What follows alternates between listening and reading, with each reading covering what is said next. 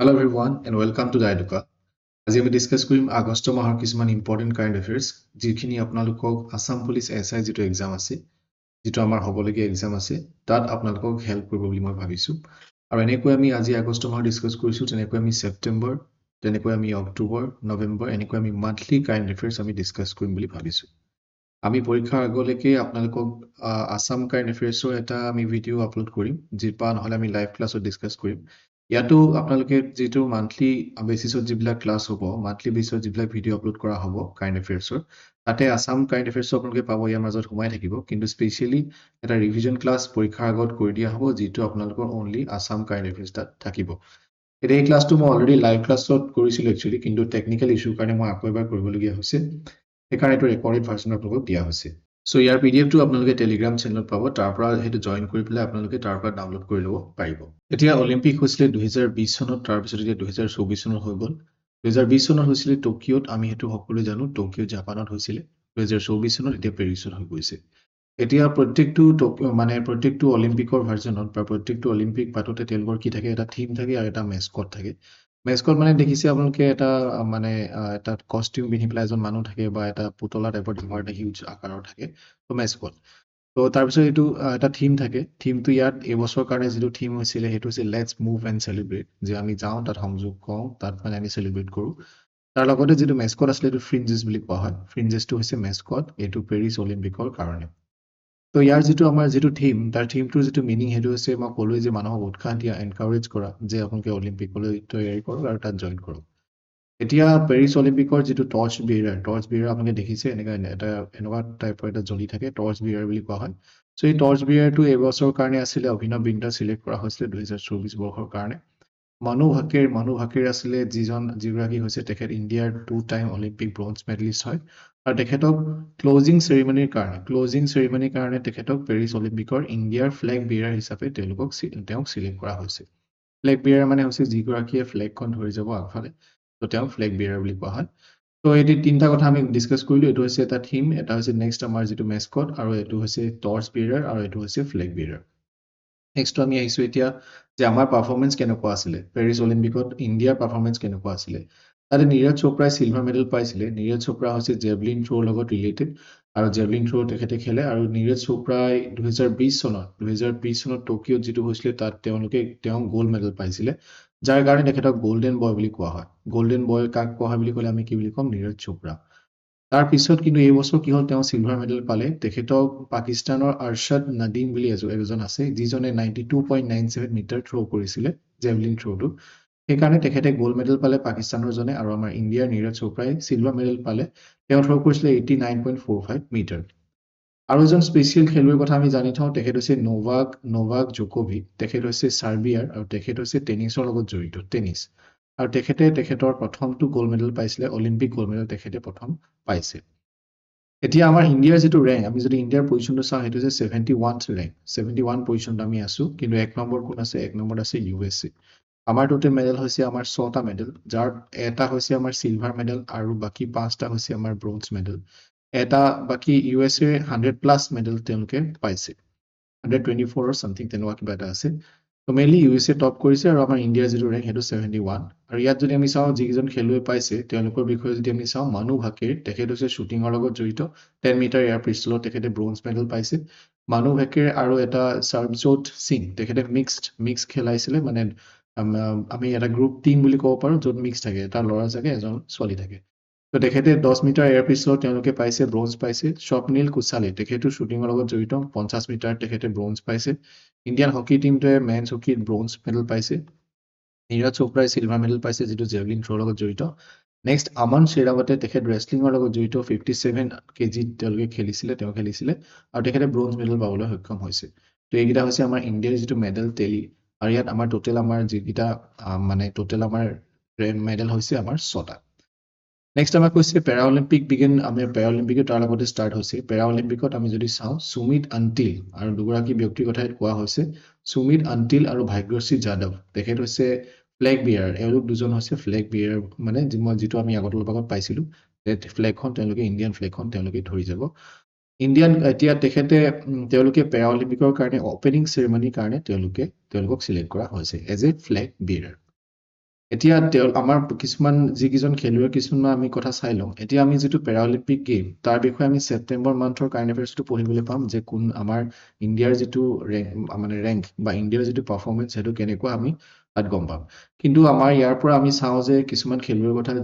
যিকেইজন খেলুৱৈৰ পৰা আমি কিবা আশা কৰিছো বা তেওঁলোক কিহৰ লগত জড়িত তেওঁলোক অকণমান গুৰুত্বপূৰ্ণ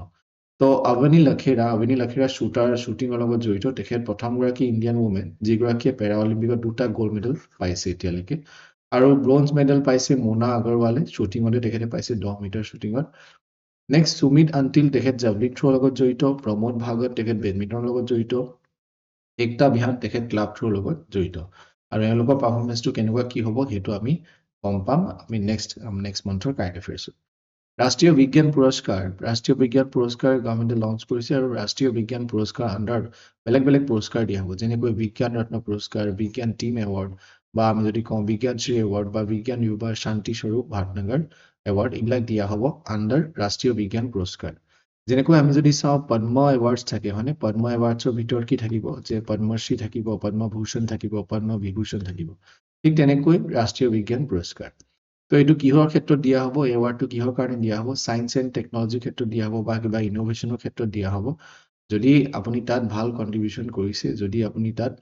ভাল নিজৰ অৱদান আগবঢ়াইছে তেতিয়াহ'লে সেইটোৰ মানে সন্মান হিচাপে আপোনাক এই এৱাৰ্ডটো দিয়া হ'ব বিজ্ঞান ৰত্ন পুৰস্কাৰ যিটো হৈছে হাইয়েষ্ট যিটো হৈছে একেবাৰে মানে টপ যেনেকৈ ইয়াত পদ্মবিভূষণটো টপ হয় তেনেকৈ পদ্ম এৱাৰ্ডৰ ভিতৰত তেনেকৈ বিজ্ঞান ৰত্ন পুৰস্কাৰৰ ওপৰত টপটো হৈছে আমাৰ বিজ্ঞান ৰত্ন পুৰস্কাৰ মানে ৰাষ্ট্ৰীয় বিজ্ঞান পুৰস্কাৰ আণ্ডাৰ বিজ্ঞান ৰত্ন পুৰস্কাৰ আৰু যিটো হাইয়েষ্ট যিটো সন্মান বা হাইয়েষ্ট যিটো এৱাৰ্ড সেইটো দিয়া হৈছে ডক্টৰ গোবিন্দৰাজন পদ্মনাভনক দিয়া হৈছে তেখেত হৈছে এগৰাকী বায়'কেমিষ্ট আৰু তেখেত ফৰ্মাৰ ডাইৰেক্টৰ আছিলে তাৰমানে ডাইৰেক্টৰ আছিলে আগতে কিহৰ ডাইৰেক্টৰ আছিলে ইণ্ডিয়ান ইনষ্টিটিউট অফ চায়েন্স যিটো আমি এনেকৈ লিখো IISc বেংগালুৰু বেছ চ' তেওঁক মানে এইটো এৱাৰ্ডটো দিয়া হৈছে বিজ্ঞান ৰত্ন পুৰস্কাৰ বিজ্ঞান টিম এৱাৰ্ডটো দিয়া হৈছে যিটো চন্দ্ৰয়ান 3 যোনে বনাইছিলে চন্দ্ৰয়ান 3 আমাৰ সাকসেসফুল হ'ল আৰু আমি গৈ পেলাই ক'ত লেণ্ড কৰিলো মুনত আমি লেণ্ড কৰিলো পৃথিৱী এখন ইয়াত মুনত গৈ পেলাই সাউথ পোলত আমি লেণ্ড কৰিলো লেণ্ড কৰি পেলাই আমাৰ দুটা থাকিব এটা হৈছে লেণ্ডাৰ এটা থাকিব ৰোভাৰ যেটা আমি আগলৈ পাম বাৰু সো মেইনলি চন্দ্ৰয়ান 3 যিটো টিম আছিলে সেই টিমটোক বিজ্ঞান টিম এৱাৰ্ডটো দিয়া হৈছে আৰু কিহৰ কাৰণে দিয়া হৈছে যে আমি সাকসেসফুলি আমি কি কৰিলো এই মিশনটো কমপ্লিট কৰিলো এতিয়া এই দুটা এৱাৰ্ড হৈছে বিজ্ঞানশ্ৰী এৱাৰ্ড আৰু বিজ্ঞান যুৱা শান্তি স্বৰূপ ভাটনগৰ এৱাৰ্ড বিজ্ঞানশ্ৰী এৱাৰ্ডটো 13 জন সাইন্টিষ্টক দিয়া হৈছে আৰু বিজ্ঞান যুৱা শান্তি স্বৰূপ ভাটনগৰ এৱাৰ্ডছো দিয়া হৈছে 13 জনকো দিয়া হৈছে মেইনলি এইটো যুৱা বুলি কৈছে যুৱসকলক এইটো লক্ষ্য কৰি দিয়া হয় নেশ্যনেল ফিল্ম এৱাৰ্ডছৰ কথা আমি কৈছো এতিয়া নেশ্যনেল ফিল্ম এৱাৰ্ড যে কোনখন চিনেমাক কোনখন মুভি কোনখন ফিল্মক বেষ্ট মুভি হিচাপে বা বেষ্ট ফিল্ম হিচাপে দিয়া হৈছে বা কোনজন ডাইৰেক্টৰে এৱাৰ্ডটো পাইছে সেইটো আমি চাওঁ 70 সংখ্যক এইটো হয় 70 বাৰৰ কাৰণে এইটো এৱাৰ্ডটো দিয়া হৈছে আৰু এইটো পতা হৈছিলে নিউ দিল্লীত আগষ্টৰ 16 তাৰিখে এখন মালায়ালাম ফিল্ম আছে আট্টাম ইমাৰ্জিং বুলি সেইখনক বেষ্ট ফিচাৰ ফিল্ম বুলি মানে তেওঁলোকে এৱাৰ্ডটো দিছে নেক্সট হৈছে ঋষভ শেট্টি হৈছে বেষ্ট এক্টৰ কিহৰ কাৰণে তেখেতে পাইছে কান্তাৰা আপোনালোকে হয়তো চাইছে কান্তাৰা মুভিৰ কাৰণে তেখেতে বেষ্ট এক্টৰ পাইছে এই মুভিখনত তেখেত ডাইৰেক্টৰো আছিলে নিজে আৰু বেষ্ট এক্ট্ৰেছ এৱাৰ্ডটো পাইছে নিত্যা মেনন আৰু দুগৰাকী পাইছে এগৰাকী হৈছে মানে শ্বেয়াৰ কৰিছে ৱাজ শ্বেয়াৰ্ড বাই নিত্যা মেননে পাইছে আৰু মানসী পাৰেখে পাইছে নিত্যা মেননে থিৰুচিত্ৰা বালামৰ কাৰণে পাইছে আৰু মানসী পাৰেখে পাইছে কচ্ছ এক্সপ্ৰেছৰ কাৰণে best actress next best director এৱাৰ্ডটো পাইছে কোনে সুৰজ ভাৰত চাটিয়াই পাইছে কিহৰ কাৰণে পাইছে উচাই ফিল্মখনৰ কাৰণে পাইছে এটা এইবিলাক এৱাৰ্ডৰ বাহিৰেও আৰু কিছুমান এৱাৰ্ড আছে যেনেকৈ পুনিয়াম সেলভাম 1 বা KGF 2 বা ব্ৰহ্মাস্ত্ৰ বা অপৰাজিত এইখিনিও মানে এইখন মুভিও কিছুমান এৱাৰ্ড পাবলৈ সক্ষম হৈছে কিন্তু আমি কোনখিনি মনত ৰাখিম যে বেষ্ট মুভি কোনখন হ'ল বেষ্ট ডাইৰেক্টৰ কোনে পালে আৰু বেষ্ট এক্টৰ বা বেষ্ট এক্ট্ৰেছ কোনে পালে কোনখন মুভিৰ কাৰণে পালে আমি সেইটো মনত ৰাখিম নেক্সট আমি আহিছো C8 ক্ৰিকেট এৱাৰ্ডছৰ কাৰণে এতিয়া ক্ৰিকেট এৱাৰ্ডছ দিয়া হয় কোনে দিয়ে C8 টায়াৰ নাম শুনিছে আপোনালোকে C8ৰ ফালৰ পৰা দিয়া হয় এইটো 26 নম্বৰ এডিশ্যন হয় 26 বাৰৰ কাৰণে তেওঁলোকে দিবলৈ ওলাইছে এতিয়া ৰোহিত শৰ্মাক দিয়া হৈছে international cricketer of the year হিচাপে তেওঁক এই এৱাৰ্ডটো দিয়া হৈছে C8 ক্ৰিকেট এৱাৰ্ড তাৰপিছত এতিয়া আমি জানো যে ৰোহিত শৰ্মাই মানে হাইয়েষ্ট 50 স্ক'ৰ কৰিছিলে মানে ওৱান ডে ইণ্টাৰনেশ্যনেল এতিয়া বিৰাট কোহলিও বেষ্ট ODI বেটাৰ হিচাপে পাইছে আমি জানো তেওঁ এজন ভাল বেটছমেন আৰু সেইকাৰণে তেখেতক best ODI batter of the year এৱাৰ্ডটো দিয়া হৈছে C8 cricket award lifetime achievement award এটা তেওঁলোকে দিছে সেইটো কাক দিয়া হৈছে ৰাহুল দ্ৰাবিড়ক দিয়া হৈছে চিম্পলি এৱাৰ্ডটো মনত ৰাখিলে হ'ল যে এৱাৰ্ডটো কাক দিয়া হৈছে আৰু মানে কি ক্ষেত্ৰত দিয়া হৈছে ক্ৰিকেটৰ লগত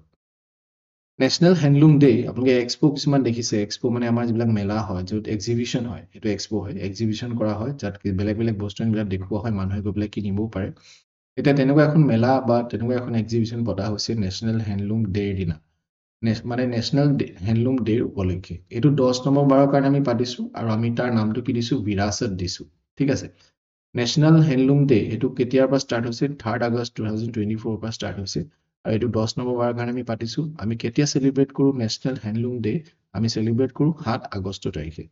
মনত ৰাখিব 7 আগষ্ট তাৰিখে আমি নেশ্যনেল হেণ্ডলুম ডে আমি চেলিব্ৰেট কৰোঁ এতিয়া এই 7 আগষ্ট ডেটটো আমি কিয় ল'লো কাৰণ সেই দিনাতে আমি কি মানে কৰিছোঁ স্বদেশী মুভমেণ্ট চলাইছিলোঁ স্বদেশী মুভমেণ্ট মানে হৈছে যে আমি বেলেগৰ ব্ৰিটিছে অনা কাপোৰ কানি নলৈ ব্ৰিটিছে অনা বস্তু নলৈ পেলাই আমি ইণ্ডিজিনিয়াছ তাৰমানে আমি নিজে বনোৱা নিজৰ তাঁতৰ শালত বনোৱা বা যঁতৰত বনোৱা সেইবিলাক বস্তু আমি ইউজ কৰিম যাৰ কাৰণে মহাত্মা গান্ধীয়ে কি কৰিছিলে তেখেতে মানে এখন চুৰিয়া পিন্ধি আছিলে যে তেওঁ সেই চুৰিয়াখনে মানে এজন সাধাৰণ মানুহে সেই দিনটোত এখন চুৰিয়া এফৰ্ড কৰিব পাৰে আৰু ন্যূনতম যিটো এফৰ্ড কৰিব পাৰিব সেইটোৱে মহাত্মা গান্ধীয়ে পিন্ধিম বুলি কৈছিলে সেইকাৰণে তেওঁ এখন চুৰিয়াতে আছিলে তো মেইনলি আমি সেই দিনটো সেইটো কাৰণে যিহেতু স্বদেশী মুভমেণ্ট আৰু সেই দিনটোকে আমি 7 আগষ্ট তাৰিখটোকে আমি কি হিচাপে চেলিব্ৰেট কৰোঁ নেশ্যনেল হেণ্ডলুম ডে নেক্সট আমি আহিছোঁ এতিয়া ৰাছিয়াৰ পৰা আমি জানো যে ৰাছিয়াৰ পৰা আমি তেল লওঁ আমি তেল ক'ৰ পৰা লওঁ ৰাছিয়াৰ পৰা লওঁ ইৰাকৰ পৰা লওঁ চাউদি আৰবিয়া দেন UAE পৰা লওঁ তো ইমানখিনিৰ পৰা তেল লওঁ কিন্তু চবতকৈ বেছিকৈ আমি তেল ক'ৰ পৰা আনো আমি আনো ৰাছিয়াৰ পৰা ৰাছিয়াৰ পৰা আমি ইমানে তেল আনো যে আমি চাইনাকো আমি ছাৰপাছ কৰিলোঁ তাৰমানে চাইনাক পাছ পেলাই আমি ৰাছিয়াৰ পৰা বহুত বেছি পৰিমাণে তেল মানে আমি লওঁ তাৰমানে আমি ক'ব গ'লে যে ৰাছিয়াৰ পৰা চবতকৈ বেছি তেল কোনখন দেশলৈ যায় বুলি ক'লে আমাৰ কি হ'ব আনচাৰটো ইণ্ডিয়া ভাৰতলৈ চবতকৈ বেছি কি হয় ইম্পৰ্ট হয় সেইটো কথাই আত্মজ্ঞান মোৰ ৰাখিব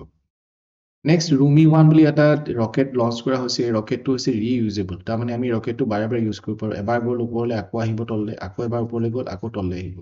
আমি বাৰে বাৰে এইটো ইউজ কৰিব পাৰোঁ এইটো ৰিইউজেবল হাইব্ৰিড ৰকেট বুলি কোৱা হয় এইটো নামটো হৈছে ৰুমি 1 আৰু এইটো আমাৰ ইণ্ডিয়াৰ মানে গোটেই ইণ্ডিয়াৰ নহয় গোটেই পৃথিৱীৰ প্ৰথমটো মোবাইল হাইব্ৰিড ৰকেট বুলি ইয়াক গণ্য কৰা হৈছে এতিয়া ইয়াতে মানে এইটো কোনে বনাইছে স্পেচ জোন নামৰ এটা ষ্টাৰ্টআপে বনাইছে এটা কোম্পানীয়ে বনাইছে চেন্নাই বেছ স্পেচ জোন ইণ্ডিয়া তেওঁলোকে বনাইছে মাৰ্টিন গ্ৰুপৰ লগত লগ লাগি তো মনত ৰাখিব এইটো হৈছে ৰুমি 1টো কি ৰকেট বুলি সুধিলে আমি কি ক'ম ৱৰ্ল্ডৰ ফাৰ্ষ্ট মোবাইল হাইব্ৰিড ৰকেট বা ৱৰ্ল্ডৰ ফাৰ্ষ্ট মোবাইল হাইব্ৰিড ৰকেট কি বুলি ক'লে আমি কি বুলি ক'ম ৰুমি 1 নেক্সট আমি আহিছোঁ এগৰাকী সৰু ব্যক্তিৰ কথা সৰু তেখেতৰ নামটো হৈছে টেকবীৰ সিং তেখেত অকল 5 বছৰীয়া বয়স হৈছে তেখেতৰ 5 বছৰ আৰু এই কম বয়সতে তেখেতে ক'লৈ গৈ পাইছে মাউণ্ট কিলিমাঞ্জাৰোলৈ গৈ পাইছে মাউণ্ট কিলিমাঞ্জাৰোলৈ গৈ তেখেত কি কৰিছে তাত বগাইবলৈ সক্ষম হৈছে আৰু তাৰ যিটো এতিয়া এনেকুৱা নহয় তেওঁ অকলে গৈছে আৰু লগত তেওঁ গৈছে তেওঁৰ দেউতাক গৈছে তেওঁৰ মানে আৰু ছাপৰ্টাৰ দুজন গৈছে চ' মেইনলি তেওঁ গৈছে মানে পাহাৰটো তেওঁ বগাবলৈ সক্ষম হ'ল ইমান সৰু বয়সতে সেইটো কাৰণে তেখেতক এটা টাইটেল দিয়া হৈছে য়ংগেষ্ট এছিয়ান বুলি য়ংগেষ্ট এছিয়ান টু ছাকচেছফুলি মাউণ্ট বা successfully scale mount Kilimanjaro mount Kilimanjaro ক'ত আছে আফ্ৰিকাত আছে যিটো 5895 মিটাৰ চি লেভেলৰ পৰা তাতকৈ ওপৰত আছে মেপত যদি আমি চাওঁ এইটো হৈছে মাউণ্ট কিলিমাঞ্জাৰো এইফালে আছে উগাণ্ডা এইফালে আছে কেনিয়া আপোনালোকে দেখিছে টানজানিয়া এইফালে আছে তো আফ্ৰিকাত আছে এতিয়া সেই মাউণ্টেইনটোৰ হায়েষ্ট যিটো পইণ্ট সেইটো হৈছে উহুৰু পিক ইমানখিনি কথা আপুনি মনত ৰাখিব যে ক'ত আছে এইটো জিঅ'গ্ৰাফি এটা কুৱেশ্যন যে কিলিমাঞ্জাৰো ক'ত আছে এইটো হৈছে আফ্ৰিকাত নেক্সট মিথুন এতিয়া মেইনলি মিথুনটো আমাৰ অসমত পোৱা যায় বুলি আমি ভবা নাছিলোঁ কিন্তু এতিয়া ৰিচেণ্টলি কি হ'ল এটা ছাৰ্ভে কৰা হৈছিলে আৰু ছাৰ্ভেটো ডিমা হাছাওলৈ এটা টীম পঠিওৱা গৈছিলে তালৈ টীম পঠাওঁতে তেওঁলোকে গম পালে যে ইয়াতো আছে যিহেতু ইয়াৰ আগতে ছাৰ্ভে হোৱা নাছিলে সেইকাৰণে ছাৰ্ভেটো কৰিবলৈ এতিয়া আকৌ ৰিচেণ্টলি পঠালে তো ৰিচেণ্টলি পঠোৱাৰ কাৰণে তেওঁলোকে গম পালে যে কিছুমান গাঁৱত মানে যেনেকৈ ডিমা হাছাওৰ কিছুমান গাঁৱত এই বস্তুটো পোৱা গৈছে ঠিক আছে মিথুনটো পোৱা গৈছে ইয়াৰ নামটো হৈছে বছ ফ্ৰণ্টেলিছ বুলিও কোৱা হয় বছ ফ্ৰণ্টেলিছ মিথুন আৰু এইটো অসমত পোৱা গৈছে আমি যদি চাওঁ এই বস্তুটো মিথুনটো হৈছে অৰুণাচল প্ৰদেশ আৰু নাগালেণ্ডৰ কি হয় ষ্টেট এনিমেল হয় আৰু এইটো ক'ত পোৱা যায় মিজোৰাম আৰু মণিপুৰতো এইটো পোৱা যায় এইটো ইয়াত কোৱা হৈছে যে ডিস্কভাৰীটো আমি কৰিলোঁ আৰু ডিস্কভাৰী আমি ক'ত কৰিছোঁ যে ডিমা হাছাওত আমি মানে দেখিবলৈ পোৱা গৈছে অসমৰ ডিমা হাছাওত মিথুন এতিয়া নেশ্যনেল স্পৰ্টছ ডে আমি চেলিব্ৰেট কৰোঁ 29 আগষ্টত কিয় চেলিব্ৰেট কৰোঁ কাৰণ এজন ব্যক্তি আছিলে তেওঁৰ নামটো হৈছে মেজৰ ধ্যান চন্দ আৰু তেখেত কিহৰ কাৰণে ফেমাছ তেখেত হকীৰ কাৰণে ফেমাছ তেওঁ আমাৰ যিখন দেশৰ কাৰণে বহুত মানে হকীৰ অৱদানটো বহুত উল্লেখনীয় কিয় কাৰণ তেখেত অলিম্পিক গোল্ড মেডেল তেওঁ 3বাৰ পোৱাইছে 1928 1932 1936 যাৰ কাৰণে আমি তেওঁৰ নামত এটা কি কৰিছিলো এৱাৰ্ড কৰিছিলো যিটো আগতে আছিলে কি বুলি ৰাজীৱ গান্ধী এৱাৰ্ড বুলি আছিলে কিন্তু সেইটো চেঞ্জ কৰি পেলাই আমি কি কৰিলো এটা মেজৰ ধ্যানচান্দ খেল ৰত্ন এৱাৰ্ড আমি কৰিলো আৰু সেই এৱাৰ্ডটো গৈ পেলাই মানে কাৰ কাৰণে কৰা হৈছে মেজৰ ধ্যানচান্দৰ কাৰণে তেখেতৰ যিটো জন্মদিন সেই জন্মদিনটো হৈছে 29 আগষ্ট আৰু সেই দিনটোতে আমি কি চেলিব্ৰেট কৰো নেশ্যনেল স্পৰ্টছ ডে আমি চেলিব্ৰেট কৰো তেখেতক ভাৰত চৰকাৰে পদ্মভূষণ এৱাৰ্ডটো দিছিলে 1956 কেতিয়া দিছিলে পদ্মভূষণ 1956 তেখেত কোনটো খেলৰ লগত জড়িত অলৰেডি মই কৈছো হকি প্লেয়াৰ আছিলে তেখেত হকি খেলৰ লগত তেখেত জড়িত ইছৰো এটা নিউজলৈ আহোঁ ইছৰো নিউজটো হৈছে যে ইছৰো এটা ফাউণ্ডেশ্যন ডে হৈছিলে 55তম তেখেতৰ স্থাপন হৈছিলে মানে 15 আগষ্টত আৰু এইটো 55 বাৰ্থডে তাৰমানে তো ইছৰো সেইটো হৈছে ফুল form Indian space research organisation তো 15 আগষ্টত তেওঁলোকে যিটো তেওঁলোকৰ মানে ইষ্টাব্লিছমেণ্ট ডে সেইটো তেওঁলোকে ফাউণ্ডেশ্যন ডে সেইটো তেওঁলোকে চেলিব্ৰেট কৰিলে আৰু তেওঁলোকৰ এটা মানে ছেটেলাইট এটা লঞ্চ হৈছে আৰ্থ অবজাৰ্ভেশ্যন ছেটেলাইট 08 এতিয়া EOS মানে হৈছে আৰ্থ অবজাৰ্ভেশ্যন ছেটেলাইট যাৰ যোগেদি আমাৰ পৃথিৱীৰ ওপৰত নিৰীক্ষণ ৰখা হয় অবজাৰ্ভ কৰে মানে পৃথিৱীৰ ওপৰত তো ইয়াত এইটোৱে লিখা আছে যে 15 আগষ্টত এষ্টাব্লিছমেণ্ট কৰা হৈছিলে 1969ত বিক্ৰম সাৰাভাই হেল্পত বিক্ৰম সাৰাভাই নামটো শুনিছে আপোনালোকে হিষ্ট্ৰীত পাইছে হেডকোৱাৰ্টাৰ আছে বেংগালুৰুত আছে আৰু চেয়াৰমেন হৈছে S Somnath Aryabhata this is very important guys Aryabhata হৈছে আমাৰ প্ৰথমটো ছেটেলাইট যিটো 1975ত লঞ্চ কৰা হৈছিলে আৰ্যভট্ট কি হয় এটা আমাৰ প্ৰথমটো ছেটেলাইট যিটো 1975ত লঞ্চ কৰা হৈছিলে নেশ্যনেল স্পেচ ডে এইটো আমি ননকে এতিয়া লৈছো কাৰণ কেলে লৈছো চন্দ্ৰয়ানৰ নাম শুনিছে আপোনালোকে চন্দ্ৰয়ান 3 অলপ আগত পাইছিলো তো চন্দ্ৰয়ান 3 আমাৰ কি হৈ গ'ল ছাকচেছফুলি হৈ গ'ল চন্দ্ৰয়ান 3 যেতিয়া ছাকচেছ হ'ল তাৰ কাৰণে আমি কি কৰিলো সেই দিনটো 23 আগষ্টটো আমি কি হিচাপে চেলিব্ৰেট কৰো এতিয়া নেশ্যনেল স্পেচ ডে এতিয়া আমি প্ৰথমবাৰ কাৰণে চেলিব্ৰেট কৰিম কাৰণ এতিয়া এইটো ৰিচেণ্ট কেছ তো সেইটো কাৰণে গভৰ্ণমেণ্ট অফ ইণ্ডিয়া এইটো ডিক্লেয়াৰ কৰিছে যে সেই দিনটো যিহেতু আমাৰ চন্দ্ৰয়ানটো আমাৰ মুনত পাবলৈ আমাৰ সক্ষম হ'ল তাৰ সেইটো কাৰণে সেই দিনটোক আমি কি চেলিব্ৰেট কৰিম নেশ্যনেল স্পেচ ডে এতিয়া ইয়াত লিখিছে যে আমাৰ কাৰণ এখন প্ৰথম দেশ আমি হৈছো প্ৰথম দেশ যিখনে এই কামটো কৰিবলৈ সক্ষম হৈছে মুনৰ সাউথ পোলত আমি চন্দ্ৰৰ সাউথ পোলত আমি লেণ্ড কৰিবলৈ আমি সক্ষম হৈছো এইটো আমি পৃথিৱীৰ ভিতৰত প্ৰথম দেশ চন্দ্ৰয়ান 3 দুটা বস্তু থাকে কৈছিলো মানে লেণ্ডাৰ আৰু ৰোভাৰ মানে যিটোৱে এটা ৰবটিক কাৰ নিচিনা ওলাই যায় আৰু যিটোৱে মানে ঘূৰি ফুৰি মেলাই ইনফৰমেশ্যন বিলাক দিব লেণ্ড মানে যোনে লেণ্ড কৰাব হয় নাই আমাৰ মানে তাত মুনত গৈ যোনে লেণ্ড কৰাব এইটো মানুহৰ নাম নহয় তো বিক্ৰম আৰু সাৰাভাই বিক্ৰম সাৰাভাই নহয় এইটো প্ৰজ্ঞান বিক্ৰম আৰু এইফালে হৈছে প্ৰজ্ঞান আমি নাম দিছো প্ৰজ্ঞান হৈছে ৰোভাৰ বিক্ৰম হৈছে লেণ্ডাৰ তাৰপিছত যাৰ কাৰণে আমি এইটো দিনটো চেলিব্ৰেট কৰিছো নেশ্যনেল স্পেচ ডে আৰু এটা থিম আছে এই যিটো নেশ্যনেল স্পেচ ডে প্ৰথমবাৰৰ কাৰণে আমি চেলিব্ৰেট কৰিব লৈছো তাৰ আমি এটা থিম এটা ৰাখিছো থিমটোৰ নাম হৈছে কি touching lives while touching the moon যে আমি মানুহৰ জীৱন চুব লাগিব আৰু আমি চন্দ্ৰ চোৱাৰ লগতে আমি মানুহৰ জীৱনো চুব লাগিব touching lives while touching the so ইমানখিনি আছিলে আজি আমাৰ আগষ্ট মাহৰ কাৰণে এনেকুৱা নহয় যে এইখিনি ইমানেই আছে আৰু যে নাই এনেকুৱা নহয় কিন্তু মই ভাবো এইখিনি মোষ্ট ইম্পৰ্টেণ্ট আপোনালোকে এইখিনি চালে হৈ যাব আৰু ইয়াৰ পিছত আমি নেক্সট বেলেগ মান্থৰ কাৰণে ডিছকাছ কৰিম আপোনালোকে ইয়াত যিখিনি ইনফৰমেশ্যন বা যিখিনি ফেক্ট আছে সেইখিনি লিখি যাবলৈ মানে ট্ৰাই কৰিব আৰু আমি ইয়াৰ যিটো PDF সেইটো মই টেলিগ্ৰাম চেনেলত আপোনালোকক দি দিম সো থেংক ইউ ফৰ ৱাচিং this video' everyone good night take care আমি নেক্সট ভিডিঅ'ত পুনৰ লগ পাম